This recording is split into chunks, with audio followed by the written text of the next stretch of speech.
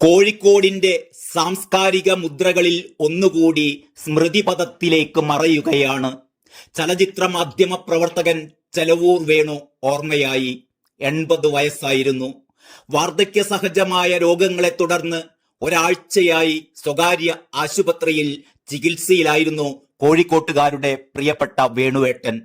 Film society പ്രസ്ഥാനത്തിലൂടെ ലോക classic സിനിമകളെ മലയാളികൾക്ക് പരിചയപ്പെടുത്തുന്നതിന് നേതൃത്വം നൽകിയ വേണു 6 പതിറ്റാണ്ടിലധികമായി സിനിമാ നിരൂപണ രംഗത്തും സമാന്തര ചലച്ചിത്ര പ്രചാരണത്തിലും സജീവമായിരുന്നു.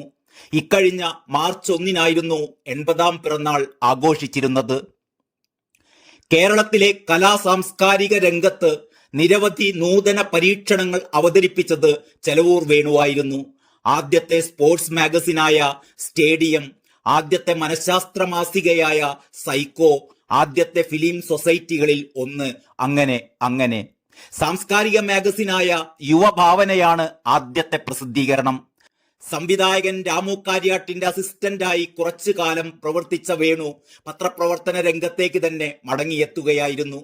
വനിതാ പ്രസിദ്ധീകരണമായ രൂപകല, രാഷ്ട്രീയ വാർത്തകൾക്കായുള്ള സെർച്ച് ലൈറ്റ്, നഗരവിശേഷങ്ങൾ പരിചയപ്പെടുത്തിയ സിറ്റി മാഗസിൻ, സായാഹ്ന പത്രമായ വർത്തമാനം എന്നിവയുടെ എല്ലാം പത്രാധിപരായിരുന്നു. ഇടതു വിദ്യാർത്ഥി സംഘടനയായ KSFന്റെ ജില്ലാ സെക്രട്ടറി ആയിരുന്നു. KSYFന്റെ നേതൃനിരയിലും പ്രവർത്തിക്കുകയുണ്ടായി. നവീന ഭാവുകത്വം എവിടെയും പ്രസരിപ്പിച്ചിരുന്ന ചെലവൂർ വേണു 70കളുടെ സാംസ്കാരിക ഉണർവിന്റെ കൂടി മുഖമായിരുന്നു.